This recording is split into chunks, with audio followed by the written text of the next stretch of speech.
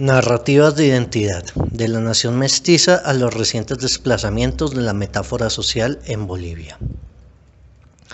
Javier Sanginés, profesor del Departamento de Lenguas y Literatura Romances de la Universidad de Michigan, Ann Arbor, PhD en Filosofía, Universidad de Minnesota. Ha escrito, entre otros, Mestizaje Upside Down, Aesthetic Politics in Modern Bolivia, Universidad de Pittsburgh,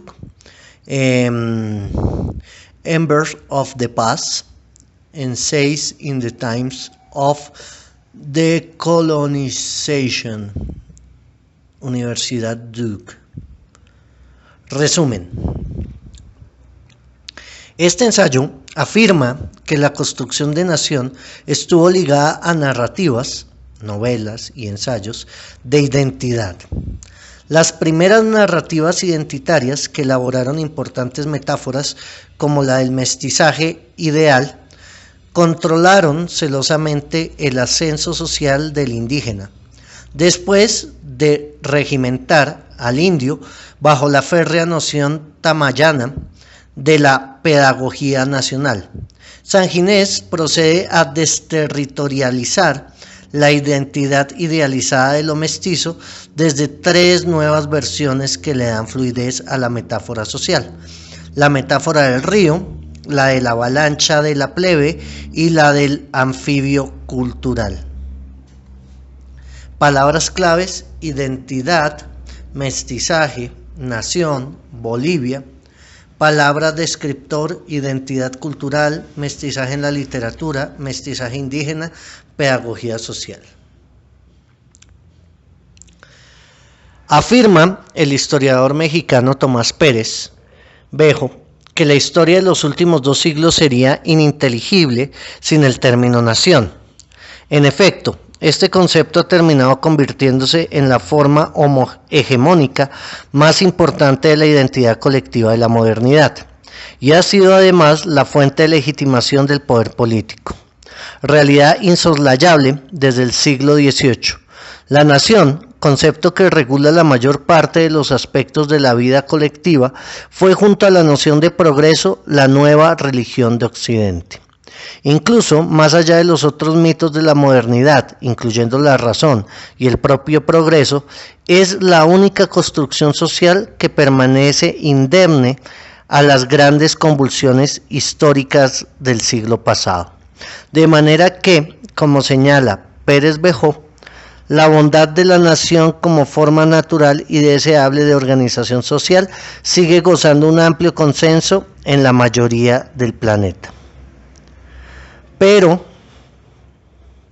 la nación no es un hecho natural ni universal. No ha existido siempre e incluso podría dejar de existir en el futuro. Creada por el desarrollo de la modernidad, es simplemente una respuesta histórica concreta a los problemas de identidad y de legitimación del poder. Por este motivo, y a diferencia de otras identidades colectivas, como las religiones, los estamentos y los grupos familiares, ella tiene ese carácter político preciso que hace que se confunda con el Estado. Razón por la cual Pérez Bejo considera que el término Estado, nación, no es más que un pleonasmo semántico. Pleonásmico en la medida en que todo Estado necesita de una nación y toda nación aspira a ser un Estado. El Estado-nación responde a la modernidad de la nación, pero no a la existencia de comunidades humanas que a lo largo de la historia han sido identificadas como naciones. Así, el término nación existió antes de la modernidad europea, pero con un significado muy diferente del que comenzó a tener hacia finales del siglo XVIII, tanto en lo que se refiere a su sentido como sobre todo a su uso político. Si como construcción social las naciones son realidades objetivas si como construcción social las naciones no son realidades objetivas, sino invenciones colectivas, ellas no son el resultado de una larga evolución histórica, sino el de una relativamente corta invención voluntarista. La nación cívica opuesta a la organicista, la nación étnica. En efecto, como observara el estudio promovido por la Unidad de Coordinación de la Asamblea Constituyente Mayorga y Molina, a propósito de la realidad boliviana, la nación cívica y la nación étnica son entidades que al oponerse entre sí pesaron sustancialmente en el desarrollo del nacionalismo. Anthony Smith, de Ethnic Origins, de Ethnic Revival, y Benedict Anderson coinciden en afirmar que los dos tipos no siguen el mismo derrotero primordialista. Smith se apega mucho más al pasado, al hecho de que las tradiciones étnicas continúan actuando en el presente, mientras que Anderson, moderno en su concepción de la nación y siguiendo la lógica de la comunidad imaginada, se desentiende de las tradiciones pasadas que nada tienen que ver con la función de los medios de comunicación y con el rol modernizador del Estado. Calhoun 28. Volviendo al caso boliviano, habría que enfatizar el hecho de que tanto la nación cívica como la nación étnica fueron concepciones elitistas que dieron como resultado la forma cultural que llamaré pedagógica, la misma que incluyó los más importantes ensayistas del siglo XX. Metáforas en torno a la pedagogía nacional. El crítico chileno Hernán Vidal, quien más investigó sobre las narrativas de identidad, las conceptuó como verdaderas artífices de la cultura nacional. Como en muchos de sus otros trabajos, Vidal expresa en su ensayo An Aesthetic Approach to Issues of Human Rights que todo el campo de las humanidades está regido por el estudio de cómo los seres humanos crean sistemas simbólicos analógicos que dotan de sentido a su actuar en el entorno social.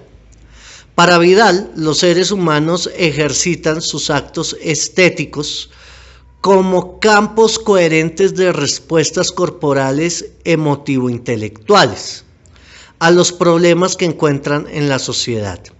Es claro que para Vidal, a quien sigo en la conceptualización de la identidad, los ensayos son parte de estas narrativas que fundan la nación. Difundido por textos literarios, las crónicas y posteriormente los ensayos y las novelas que representaban imaginariamente la situación contemporánea de la cultura patria, el proceso histórico de construcción de la nación tuvo una larga e importante trayectoria que, en el caso de América Latina, estuvo relacionada con conocidos ensayos que guiaron la formación de las diversas culturas nacionales. Ligados al capitalismo de imprenta, estudiado por Benedict Anderson, los ensayos fundacionales, que incorporo brevemente en este apartado, se escribieron durante la primera mitad del siglo pasado. Estos ensayos eran construcciones imaginarias, es decir, interpretaciones históricas sui generis que creaban campos metafóricos simbólicos capaces de orientar el orden social establecido, involucrados en la construcción de la nación.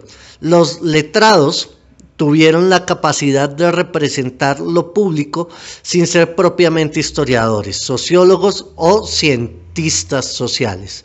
Se trataba más bien de hombres de letras que estaban en relación simbólica con el tiempo en que les tocó vivir, como bien dijo Edward Said acerca de este tipo de escritores. Hago hincapié en el hecho de que olvidamos con frecuencia el carácter representacional de estos ensayos fundacionales, es decir, que eran representaciones imaginarias de la realidad, entre lo real y lo representado, más que los hechos en sí mismos. Importaba la manera de fundamentarlos, de argumentarlos. no encuestas sociológicas ni documentos históricos directamente explicativos de la realidad, mediados por símbolos y por metáforas. Los ensayos fundacionales de Nación Boliviana eran la representación imaginaria de cómo determinados grupos y clases sociales reproducían su existencia siguiendo o rompiendo con patrones establecidos por el poder político hegemónico. Considerado polémico por la élite intelectual de la época, uno de tales ensayos y el primero en desarrollar la cultura del antimestizaje fue Pueblo Enfermo, ensayo del polémico escritor paceño Alcides Arguedas, al que me refiero muy brevemente en este trabajo. Quiero simplemente resaltar que, incapacitado para moldear el nosotros histórico, que es el centro neurálgico de la construcción del Estado-Nación, Arguedas observó la realidad boliviana a partir de la metáfora de la enfermedad. Así, la enfermedad como metáfora, expresión que nos recuerda el título de uno de los libros de Susan Sontag, terminó siendo el modelo icónico desde el cual Arguedas representó la degeneración psicobiológica de la sociedad boliviana, realidad a la cual observó descarnadamente. A lo largo del ensayo, Arguedas, la incurable enfermedad que acarreaba la raza mestiza, explicaba la disfunción del todo social. En efecto, el mestizaje, barómetro de la degeneración humana, resultaba ser el mal que atacaba al cuerpo social, que invadía a todos los grupos y a todos los sectores sociales, incluyendo blancos y a indios, acholados, que se pretendían subir en la escala social. Este culto del antimestizaje que renovaba en Bolivia el pensamiento de Gustave Le Bon y Octavio Bunge, su discípulo, afirmaban, como lo expresa Brooke Larson, que Arguedas creía que las razas híbridas estaban caracterizadas por desbalances psicológicos y deficiencias morales, y que la Bolivia contemporánea estaba sufriendo las consecuencias de una raza mezclada, hecho que podía ampliarse al hibridismo del conquistador español árabe. Pero el culto del antimestizaje no resultó ser un concepto igualmente apto para explicar el pensamiento de Franz Tamayo, el otro gran letrado de ese momento, adversario intelectual de Arguedas. Tamayo se desvió imaginativamente del antimestizaje, aceptado por el positivismo de la época, y propuso mirar desde una concepción organicista germana más estrechamente la cultura local, y así se alejó del darwinismo social dominante a principios del siglo XX. Puesto que Alcides Arguedas había dejado incumplida la tarea de curar la nación, Tamayo planteó la respuesta regeneradora a través de un cambio metafórico que reubicó lo social y que engrandeció la cultura local. Surgió así la respuesta étnica que contrarrestó el impasse social expuesto por lo cívico. A través de ella, Tamayo pudo observar las fuerzas vitales de la nacionalidad. Creación de la pedagogía nacional, propuso. De este modo, una renovadora metáfora icónica, el cuerpo esbelto del indio gobernado por la inteligencia del mestizo, que como se puede apreciar, exaltó al indio como depositario de la energía nacional, aunque le dio también su lugar a la inteligencia del mestizo. La nueva metáfora fue acomodando los factores internos de la cultura a los factores externos del progreso occidental, que la vitalidad indígena no tomó en cuenta o desdeñó abiertamente. Duro como el medio ambiente en el que habitaba, el indio resistía con una vocación extraña los embates de la civilización occidental.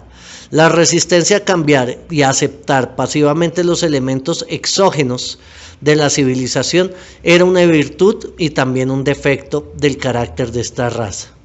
Así, la nueva metáfora visualizaba, más allá de la enfermedad racial expresada en el ensayo de Arguedas, que el indio era un cuerpo y una voluntad que perdurarían.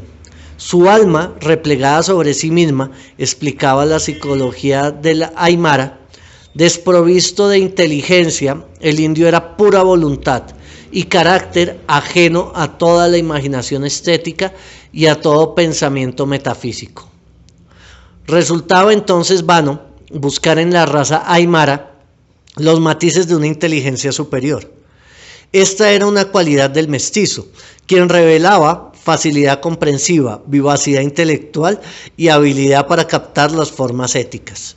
El mestizo, sin embargo, no tenía la voluntad del europeo, hábil para copiar, pero sin la voluntad suficiente como para crear algo genuinamente propio. El mestizo no sabía imprimirles el sello de su voluntad a las cosas. En su construcción de la nación étnica, era posible que las claras diferencias que Tamayo encontró entre el indio y el mestizo se superasen aplicando a las razas roles pedagógicos diferentes. La educación del indio demandaba una pedagogía de amorosa paciencia, la instrucción del mestizo una disciplina que desarrollase su intelecto. Como puede apreciarse, ambas pedagogías tenían finalidades diferentes, pero se complementaban de una manera interesante. La del indio operaba desde la voluntad y desde la regia contextura de su cuerpo. La del mestizo desde la cabeza, desde la inteligencia. Esta propuesta configuró una imagen ideal, el mestizaje ideal, que relacionó al indio con el mestizo acriollado, con el mestizo occidentalizado, pero que impidió, mediante el riguroso control del imaginario social, que el indio se transformase en cholo y ascendiese política y socialmente. Este será el desplazamiento metafórico que más tarde abordaré como uno de los factores fundamentales de la vertiente desterritorializadora de la nación. Por ahora, basta con decir que mestizo ideal no era el cholo, actor social que Tamayo borró del imaginario nacional.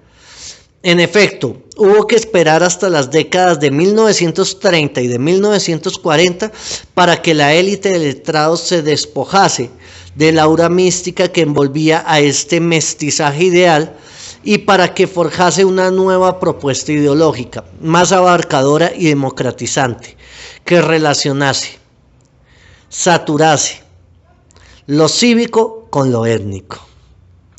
Así surgieron letrados tan importantes como Augusto Céspedes y Carlos Montenegro, intelectuales de una clase media emergente e importantes letrados disidentes, forjadores de la corriente nacionalista revolucionaria. El atemperado discurso mestizo de Montenegro superó odiosas distinciones y controles raciales, particularmente la separación entre mestizos y cholos. De este modo, el discurso de Montenegro pasó a formar parte del proyecto letrado de la construcción de la nación, aunque con objetivos diferentes a los que planteaban los promotores de la cultura del mestizaje, que proponía el disciplinamiento del sector indígena subalterno.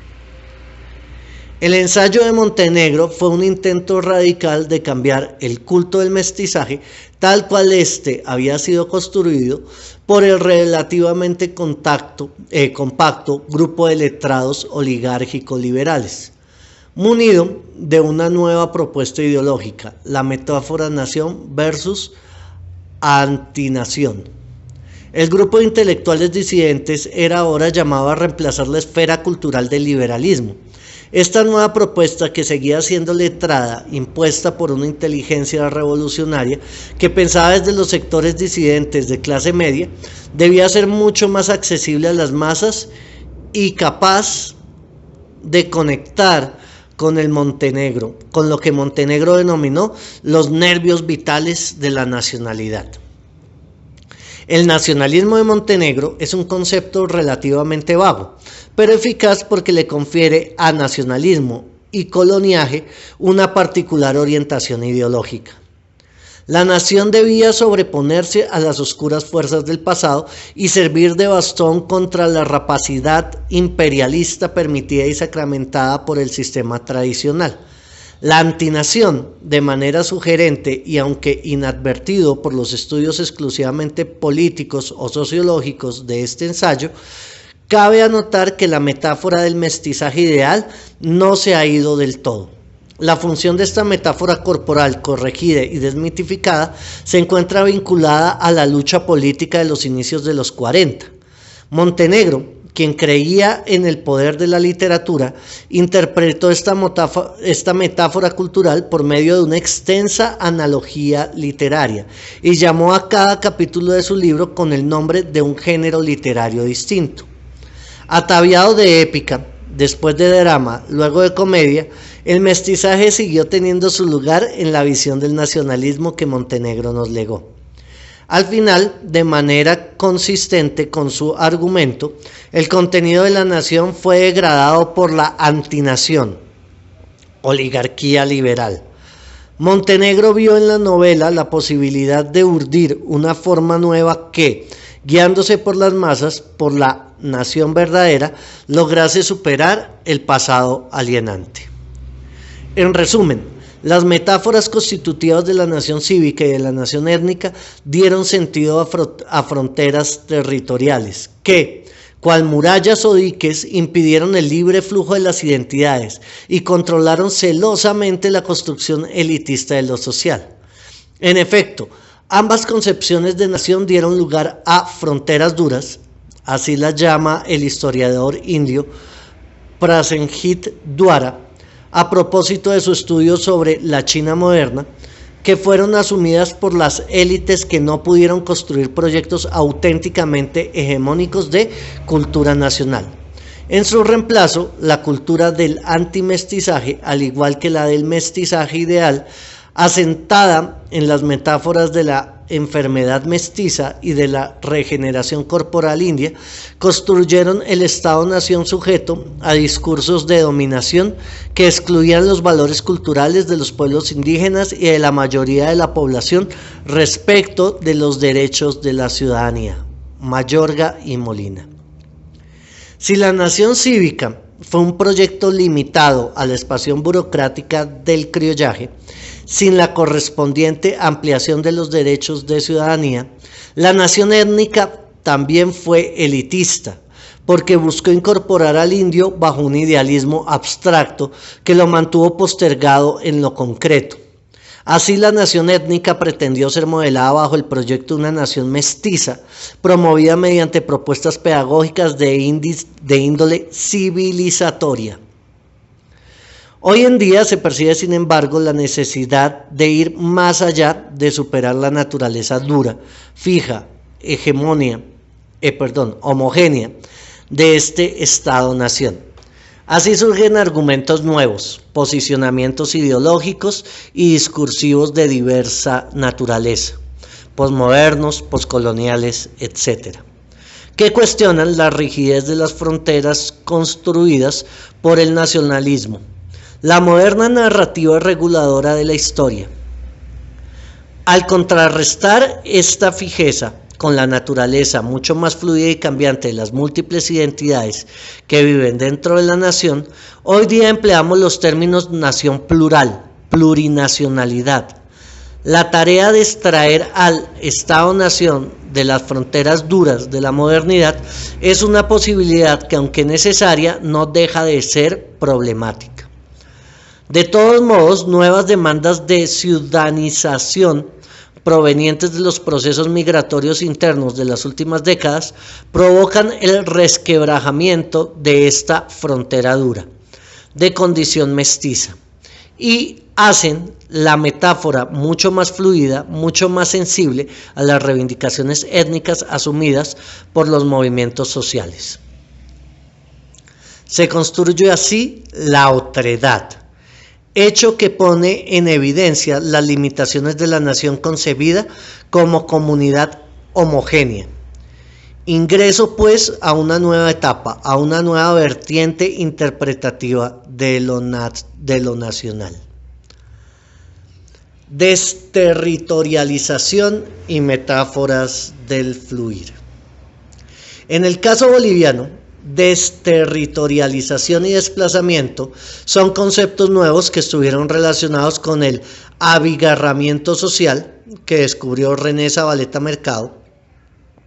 Fue Zavaleta, Bolivia, forma clase, quien se apartó del modelo icónico de la nación mestiza y abrió el cauce a una de las más interesantes lecturas desterritorializadoras del presente, la planteada por el economista Carlos Toranzo Roca, acucioso investigador de la cara pluricultural y multilingüe de la Bolivia actual. Me concentraré en el trabajo de Toranzo para comenzar el análisis de lo que llamo metáforas del fluir. El sugerente trabajo intelectual de Carlos Toranzo Roca aborda la óptica desterritorializadora, desde la cual se hizo particularmente visible lo cholo, es decir, la construcción social más importante de varios siglos de amestización, lo plurimulti 87.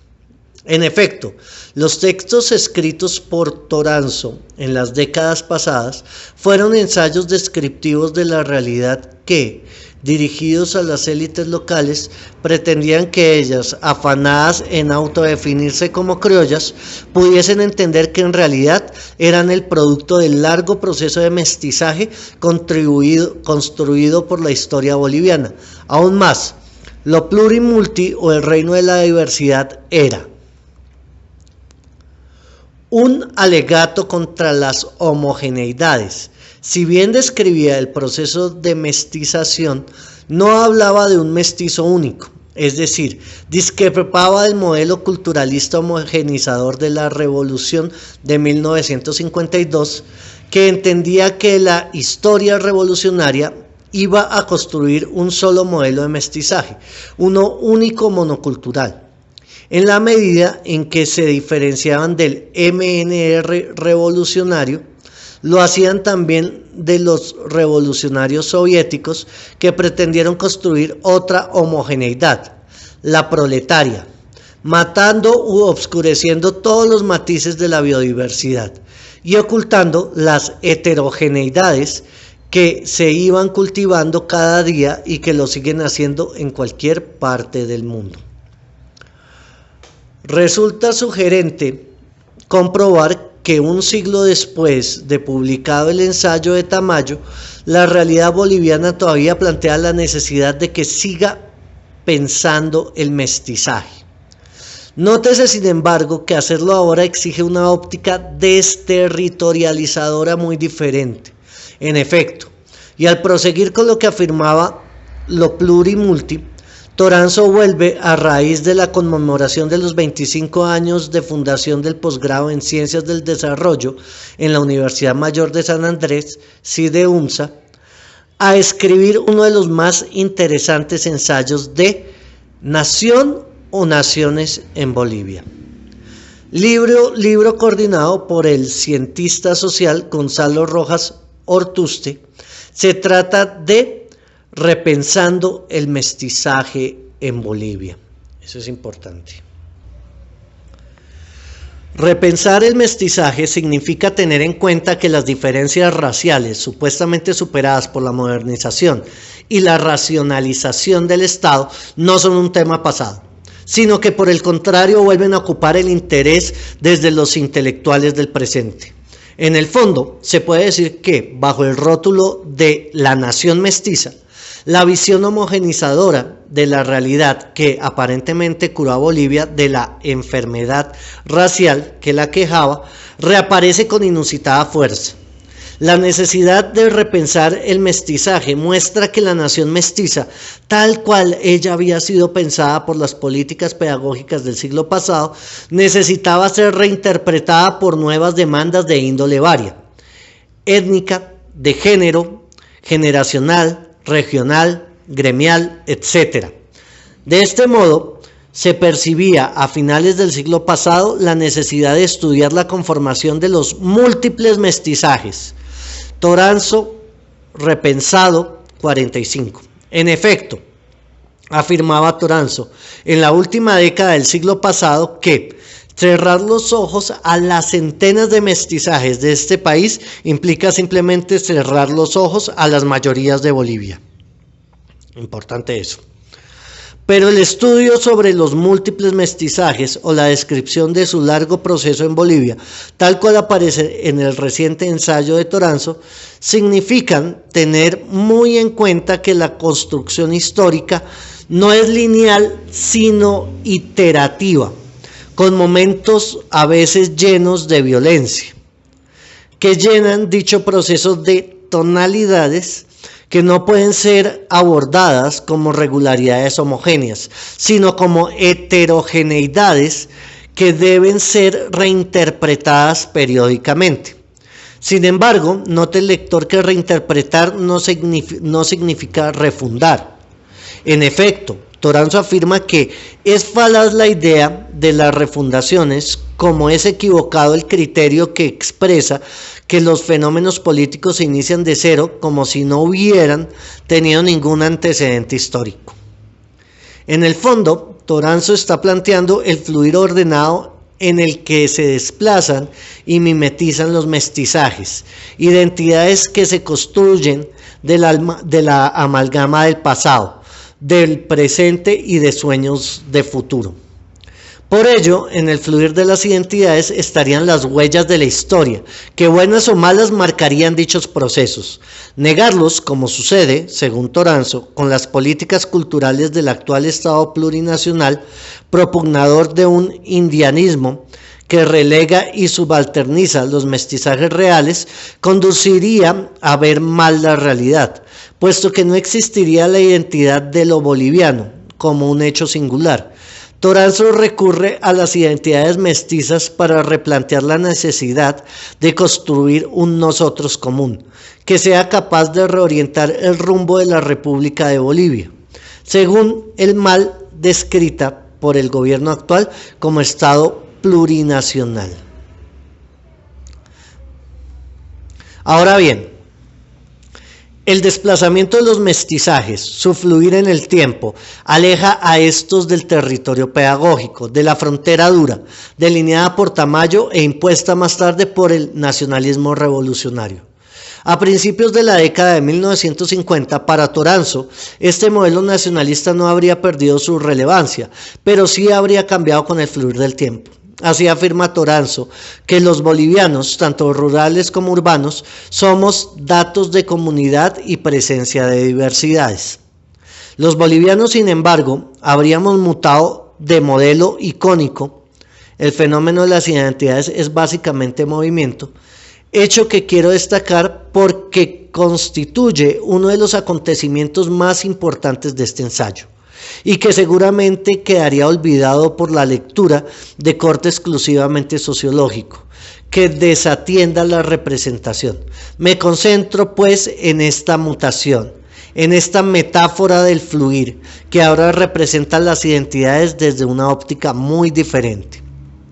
La lectura del ensayo de Toranzo me lleva a revisar uno de los libros del historiador argentino Ignacio Leucovitz, dedicado al estudio de la subjetividad contemporánea, Pensar sin Estado.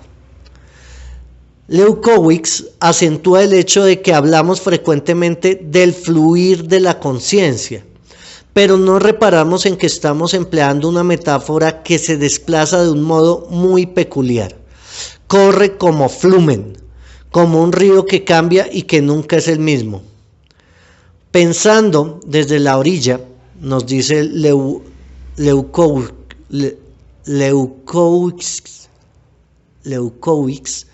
el río es la imagen de la fluidez concebida como cambio que no se puede bajar dos veces.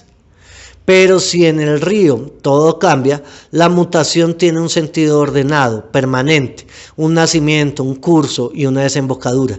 Así, el río es el sentido del agua entre su fuente y su desembocadura. Esta imagen de la fluidez ordenada del río también permite repensar el mestizaje, porque Toranzo recurre a ella para explicar, como ya observé, que todo fluye en el tiempo, porque nadie es idéntico a lo que era en el pasado, repensado 50. De este modo, Toranzo expresa a través de esta metáfora heraclitiana del tiempo, la metáfora de nadie se baña dos veces en el mismo río, la apertura de la nación mestiza a procesos históricos mucho más complejos que no dejan a nadie incolume, petrificado en su origen. No hay calcos exactamente idénticos en la historia. Eso es válido para toda la sociedad, incluidas sus élites. Ellas han ido cambiando en el tiempo. El resultado de todo proceso histórico es que nadie es idéntico a lo que fue en el pasado. No habría, pues, una nación mestiza inmutable, sino un proceso histórico, un fluir de las razas en permanente cambio. Nótese, sin embargo, que este fluir de los mestizajes tiene un final, una desembocadura precisa: la nación y la república. El aspecto interesante, aunque también problemático, de esta fluida construcción multicultural de las identidades es precisamente la postulación del posible nosotros común, que mediaría nuestros actos. Esta mediación tendría la capacidad de administrar los conflictos reales de manera tal que disiparía y resolvería milagrosamente. Hay que decirlo, la dificultad de construir la comunidad humana y estos conflictos se ahondan aún más cuando hay múltiples demandas de carácter étnico que los determinan y preceden. A esta altura del análisis, cabe afirmar que el ordenado fluir de las identidades se desentiende del hecho de que la condición contemporánea se configura, como afirma Leukowicz, entre dos movimientos de distinta índole. Por un lado, el desfondamiento del Estado; por otro, la construcción de una subjetividad que habita ese desfondamiento. Y estas distintas formas de subjetividad que se construyen en el desfondamiento serían un nosotros muy diferente al que asume Toranzo como síntesis del curso, Toranzo como síntesis del curso seguido por la construcción de las identidades. Leukowicz lo describe como un nosotros contingente. Contingit nosotros. Es el pronombre de la alegría breve, nombre propio de la fiesta revoltosa y del Estado al borde de su disolución. Ok. ¿Dónde se origina este nosotros impreciso, extraño y precario, que dado el descalabro de la institucionalidad del Estado parece formarse sin previo aviso en esquinas y plazas? Es decir, en asambleas que aparentemente dejan instalada una nueva forma de pensar. Este nosotros sería el resultado de una manera diferente de concebir la fluidez, porque dado el desmoronamiento del Estado, respondería a la dispersión de lo contenido ante la falta de continente. Es el agua que, cual torrente incontrolable, fluiría sin desembocadura, sin cartografía, sin dique que la contenga. Hablo, pues, de aguas turbulentas que, tal cual las tiene pensada Toranzo, modificarían, alterarían el curso ordenado de las identidades. En efecto, la metáfora del río, afirmada como está en el fluir del proceso histórico, se desentiende de aquellos atajos que vienen del pasado y que crean turbulencia en las apacibles aguas de los mestizajes. Me parece que esta metáfora no representa esas avalanchas de agua y de tierra que bajan bateando debajo de la corriente cuando los ríos se cargan. En otras palabras, la metáfora del río se desentiende de aquellas ruinas, de aquellos torbellinos de pasado que perturban nuestro presente porque responde a un más allá y a un entonces que de pronto se descubre. Un pasado que no puede ser racionalizado y que es invisible para trazar el futuro. Ese allá Y ese entonces que la metáfora del río encubre es el aquí, que siendo presente se nutre de la memoria insomne, pero fragmentada. Es el ahora, que corre tanto como se ahonda verticalmente en un tiempo espeso que acumula sin sintetizar las experiencias a las que llamo recoldos del pasado, producto de un tiempo circular mítico que se dejó atrás, pero que sigue perturbando con rabia y con violencia el presente. Hablo pues de anhelos postergados, hundidos en la memoria, que al volver a la superficie cobran nueva y repentina importancia social y política, originando así una conciencia contingente, que a diferencia de la proletaria, es el punto de partida del sacudón histórico que vivimos actualmente. Avalanchas, sacudones, turbulencias son todos ellos incorporadores del pasado. Incorporaciones del pasado remoto que la metáfora del río en su fluir ordenado y plácido olvida registrar. A partir de dichas incorporaciones aparecen los movimientos sociales que tienen hoy un rol específico en la dinámica del todo social. La avalancha y la turbulencia expresan el retorno de la multitud de la plebe, a propósito de la cual me parece que sería conveniente seguir la huella dejada por la forma multitud de la política de las necesidades vitales. Tema y título del ensayo de Raquel Rodríguez, Álvaro García Linera y Luis Tapias, en el cual se describe detalladamente el alud de humanidad que la multitud genera. La forma multitud de la política de las necesidades vitales, último ensayo del libro que a propósito del retorno de lo plebeyo escribieron sus tres autores, revela ampliamente los cambios producidos en Bolivia de finales del siglo XX y principios del siglo XXI. En realidad, los acontecimientos de abril de 2000 marcaron el inicio del desmoronamiento del Estado-Nación, la crisis del sistema neoliberal y la emergencia del nosotros contingente que, siguiendo el trabajo de Ignacio Leukowicz, acabó de plantear. Los primeros meses del año 2000 hicieron que la ciudad de Cochabamba fuese el epicentro de una de las rebeliones sociales más importantes de América Latina de nuestros días, la conocida Guerra del Agua.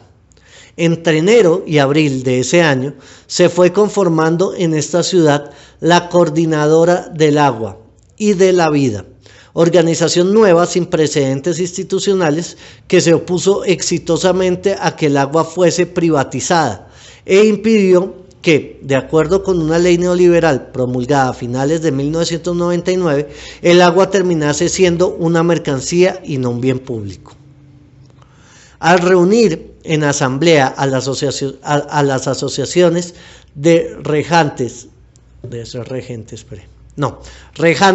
los valles interandinos, a la Federación de Fabriles de Cochabamba, a los colegios de profesionales de clase media, a los sindicatos cocaleros y a los miembros de los AIYUs de las zonas altas, esta coordinadora del agua fue, de acuerdo con los autores del ensayo, una estructura organizativa con nuevas voces, que emitieron el descontento de una multitud plebeya, que se representaba a sí misma en una enorme y espontánea asamblea callejera.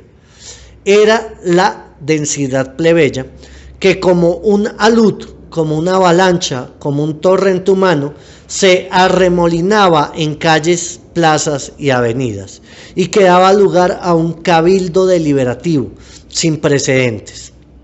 Esta multitud que se desbordaba por las calles para llegar al centro de la ciudad no era pues una estructura sindical tradicional, sino un grupo compuesto mayoritariamente por bloqueadores agrarios, vecinos y vecinas humildes de la periferia de la ciudad. La multitud que se levantaba en Cochabamba en abril de 2000 para exigir el respeto de sus usos y costumbres era una presión centrípeta que se inventó espontáneamente en ese dispositivo. extraño y precario para toda organización política tradicional, que es la asamblea constituida en esquinas y en plazas de la ciudad. Como lo expresa Leucowicz al referirse al nosotros contingente. La asamblea primero necesitó reunirse en esquinas o en plazas para pensar de este modo, y aunque luego se disolviera o extenuara como asamblea efectiva, dejó instalada esa modalidad de pensar. La asamblea es la mecánica efectiva del nosotros. La renovada modalidad de pensar también necesitó de una nueva metáfora que la expresase más apropiadamente. Me refiero pues a la avalancha, al alud, es decir, a la metáfora fluvial del aquí y del ahora, sin cartografiar qué es el presente. La avalancha es la acumulación violenta de asincronías, de tiempos encontrados, no contemporáneos, que rompen con la ordenada visión de la historia, alejada de las playas, de las orillas seguras de la modernidad, del río que la representa y contiene, pensada desde un lugar de enunciación diferente y encontrado con la nación. La metáfora de la avalancha, de la turbulencia, desborda como lo hicieron los guerreros del agua en los enfrentamientos sociales del año 2000. Según pudimos apreciar, el ensayo de referencia sobre la forma multitud reconstruye los días que siguieron al acontecimiento que dio inicio a la contemporaneidad boliviana, la Guerra del Agua. Para los autores del ensayo, los guerreros del agua, quienes bajaron a la ciudad encabezados por sus autoridades originarias, no contemporizaron, sino barrieron con la élite mestiza en el poder, a luz de humanidad que rebasó al Estado, alzada de cholos y de campesinos, como también lo fue el acontecimiento revolucionario de 1952 que René Zabaleta Mercado relató con gran vigor en su Bolivia. El desarrollo de la conciencia nacional, los guerreros del agua, fueron ese componente de olores intensos de la muchedumbre que modifican el uso del espacio urbano en correspondencia a su sentido de fuerza y orgullo colectivo en movimiento. Rodríguez, García y Tapia, 154.